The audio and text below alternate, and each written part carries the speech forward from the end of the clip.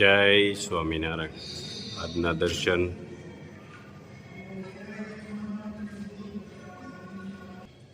જય ગણપતિ દાદા, જય કષ્ટભંજન દેવ.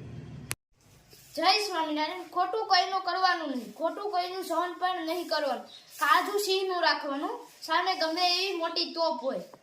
Good morning. જય સ્વામિનારાયણ, જય સિયારામ, જય શ્રી કૃષ્ણ, જય માતાજી, ઓમ નમઃ શિવાય. સત્યમેવ જયતા સિદ્ધેશ્વર મહાદેવની જય. જય સ્વામિનારાયણ. જય સ્વામિનારાયણ. જો આપણે વિશુ ટ્યુશનમાં જાય છે એ છે, સાક્ષી છે અને વિદિત. હા, એક જ ધોરણમાં બધા ભણે છે. સરકારી શાળામાં જો આવી રીતના અલગ અલગ પ્રવૃત્તિ કરાવે છે બધી છોકરાઓને. તે શું બનાવ્યું છે વિશુ? ફેરાય તો હા, સરસ. સાક્ષીએ તોરણ બનાવ્યું છે, મસ્ત તોરણ બનાવ્યું છો તે. અને તે શું બનાવ્યું છે? અરે વાહ, મસ્ત હિસકો બનાવ્યો છે હો તણેય. મજા આવે ને અહીંયા? જો આ સરકારી શાળામાં ભણે છે અને અલગ અલગ પ્રવૃત્તિ કરાવે છે બધી, કે બાળકોને શીખવા મળે છે. બપોરની પાળીમાં છો ને તમે? અને પ્રિયાક સવારની પાળીમાં. મજા આવે છે ને? વિશુ ટ્યુશનમાં કેમ લાગે છે? સારું લાગે છે ને? અને બધું કેમ ભણવાનું નહીં? દરરોજ મારે મેસેજ આવે ટ્યુશનના ગ્રુપમાંથી, એટલે હવે આપણે દર વખતે 2-2 માર્ક તારે આગળ જતા જાય છે. હવે 4-4 વધારવાના છો. મહેનત કરવાની ફૂલ. એટલે આપણે નવોદયમાં અને સીઈટીમાં પાસ થઈને મેરિટમાં આવીને સ્કૂલ મળી જાય, પછી ભણવાની ઉપાધિ નહીં. રેડી? હાલો, જય સ્વામિનારાયણ. જય સ્વામિનારાયણ. કાલના બ્લોગમાં આપણે ઘણો બધો રિસ્પોન્સ મળ્યો અને ઘણા બધા લોકોના ફોને આવ્યા કે સાચી વાત છે, આવું વસ્તુ ન કરવી જોઈએ કોઈને, અને કોઈની ખાલી ખરાબ વાતો કરવી કે કોઈને વિડીયા ડિલેટ મારવાનું કેવું, કોઈ પણ સ્કૂલનો વિડીયો હતો તો સ્કૂલના વિડીયાને ડિલેટ મારવાનું કે એવું કાંઈ કારણ વગરનું. અને ઘણા બહેનોએ એવી કમેન્ટ કરી છે કે તમે ભગવાનને જઈને શું જવાબ દેશો, પણ જેને પૂછવાનું છે એને પૂછો. કારણ કે એ જ જગ્યાએ કે કોઈ પણ તમારું કોઈ પણ જોડે ખરાબ નામ લેતા હોય છે કે અમુક ગુલાબ કાકા આમ કરે છે, બાયું રાખે છે, તો હું સહન કરી લેવાનું? અમારું ખરાબ નામ લે છે. પ્લસ કે કોઈ જગ્યા એવી બાકી નથી છોડી, જ્યાં જ્યાં વાતો કરી ત્યાંથી અમને બધેથી કોલ આવી ગયા કે આ રીતનું છે. પ્લસ ધમકી મરાવે છે બીજા માફક. તો હું એને આપણે કંઈ કહેવાનું નહીં, છોડી દેવાના. તો હું શું અબૂધ છે? અબૂધ સમજે છે બધાને, એટલે એ તો રહેશે જ. અને આપણે વોર્નિંગ આપી હતી આગળ આની પહેલા કે ભાઈ તમે અમારું સારું ન બોલો તો કાંઈ નહીં, પણ ખરાબ ન બોલો એમ. છતાં જ ખરાબ બોલવાનું ચાલુ રાખે છે તો પરિણામ ભોગવવું જ પડશે. અમે અમારી રીતે સાચા છીએ અને અમારી પાસે પ્રૂફ પડ્યા જ છે. પ્રૂફ મેકતા કઈ વાર નહીં લાગે. એ તો કોઈ પણ માણસ અમને કોલ કરીને ફોન કરીને કહેશે એટલે અમે એને પ્રૂફ બતાવશું, 100% બતાવશું. અને લોકો સુધી સાચી વાતની જાણ કરશું કે હકીકત શું છે એમ. એટલે કાલે મેં કીધું તું અને આજે કહું છું કે ઝાંઝવાના જળના ખોબા ભરવાની કોશિશ ના કરો. જે કોઈ હોય, આપણે વ્યક્તિગત કોઈનું નથી કહેતા, પણ લોકોને, બહેનોને ટાર્ગેટ કરી અને કહે છે કે આવા માણસો છે, આવા માણસો છે, આવા માણસો છે. તો અત્યાર સુધી કામ કરતા હતા તઈ નહોતા, તઈ ખરાબ નહોતા, અત્યારે જ ખરાબ થઈ ગયા. અને જે પાછા બહેનોને ટાર્ગેટ કરી અને ન કરવાની માંગણી કરે છે એ લોકો અમને ખરાબ કહે છે. તો હું સહન કરી લેવાનું? કદી પણ સહન નહીં થાય એ વસ્તુ તો. અને ખુલ્લું પડશે ને પડશે. જેને જ્યાં જવું હોય, જ્યાં દોડવું હોય ત્યાં દોડી લે. જે કામ એને કર્યા છે કોઈ પણ એનું ખુલ્લું પડશે અને 100% પડશે.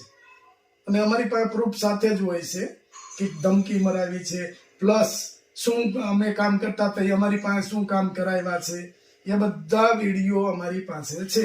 એટલે એ ખુલ્લા તો થવાના. અને એક ફેરું આપણે એને કીધું હતું કે જે બંધ મુઠ્ઠી છે ને એ લાખની છે, ખુલશે ને તો ખાખની થઈ જશે. એટલે બંધ મુઠ્ઠી રાખો. જાણ પણ કરી હતી પણ નથી રહેવાતું. છે કોઈ અમુક એમની જોડે કે અમારી પ્રત્યે જલન કરવા વાળા, પણ કોઈ ફરક નહીં પડે. જે ચાલે છે એ ચાલશે અને ચાલવાનું જ છે. આમાં કોઈ પણ અમારા વિરોધમાં કોઈ પણને વાત કરે છે તો એ લોકો ફોન કરીને અમને કહી દે છે કે તમારી આવી વાતો કરે છે. એટલે ખાલી ફાફા મારોમાં કોઈને બદનામ કરવાના, કોની યારે કઈ રીતે વાત કરી છે, કોને ટાર્ગેટ કર્યા છે, બધા પ્રૂફ અમારી પાસે છે. અને બધા જેને જે વ્યક્તિને ટાર્ગેટ કર્યા છે એ બધા વ્યક્તિ અમને કોલ કરીને કહે જ છે કાયમિક માટે. અને એવું કદાચ માઇન્ડ સેટ થઈ ગયું હોય કે આ લોકોને બીવડાવી દેવા છે, સામું ન બોલી શકે, તો ઈશ્વર સિવાય કોઈથી બીતા નથી. એટલે એ ખાસ ગાંઠ વાળજો કે ઈશ્વર સિવાય કોઈથી બીતા નથી. અમે ઈશ્વરની ભક્તિ કરીએ છીએ, મંદિર જઈએ છીએ તો એનાથી ડર છે અમને, બાકી કોઈથી ડર નથી. અને ખરાબ કામ કર્યું નથી અને કદી કરવું નથી, ખોટું કામ કર્યું નથી અને કદી કરવું નથી. ભગવાનના ડરથી અમે અમારું કામ કરીએ છીએ, ના કે આવ્યું દાબી દો, જ્યાંથી લાવીને દેવું હોય દઈ દો, એ વસ્તુ અમારી નથી. અત્યાર સુધી અમે કોઈ પણનું નામ કે કોઈ પણનું ટાર્ગેટ કર્યા નહોતા, પણ હાથે કે ટાર્ગેટ થવા આવે તો એને છોડવાના પણ નથી. અમારો એક જ નિયમ છે કે આપણે સામે હાલીને જવું નહીં, અને આપણી હારે કોઈ સામે હાલીને આવે તો એને છોડવાના નહીં. એટલે કોઈ પણ પાસે કમેન્ટ કરાવે કે કોઈ પણ પાસે કમેન્ટ કરવાનું કહે તો એમાં અમને કોઈ ફરક પડવાનો હવે તો ચાલુ જ રહેશે. અને બધું ધીરે ધીરે રોજના બ્લોગમાં કંઈક નું કંઈક તમને નવું જાણવા મળશે, એ 100% છે. જય સ્વામિનારાયણ. જય સ્વામિનારાયણ. જય સ્વામિનારાયણ. આજે દેશી ડોડાના ભજીયા બનાવવાના છે એમ? હા, ડોડાના ભજીયા બનાવવાના. હા, આજ ગામમાં મળી ગયા માર્કેટમાં એટલે લઈ આવ્યા. મજા આવે દેશી ડોડાના ભજીયા. મજા આવે. હા, તો અત્યારે ફોલવાનું ચાલુ કરી દીધું છે મમ્મીએ. મસ્ત ડોડા છે કૂણા, અને ભજીયા બહુ મસ્ત થાય. કેમ તો થાય જ ને, ડોડાના ભજીયા કોને ન ભાવે? નહીં, અમેરિકનના નો મજા આવે. એ નો હારા ખાય, મોળા જેવા થાય. આ મીઠા ના. હારું, હાલો પછી એને છોલી નાખીએ. બા જો ડોડા છોલવા મળ્યા છે. હમણાં પછી એનું આપણે ખીરું તૈયાર કરવાનું. કેમ ભજીયાનું? હા, છોલાય છે એટલે ભજીયાનું ખીરું તૈયાર કરવાનું છે. અને થોડાક જરી કડક દાણા હોય તો ખમણી નાખવા, નહીતર પછી છરીએ પાડ નાખવા ને સળિયે પાડીને. આખા. સરસ.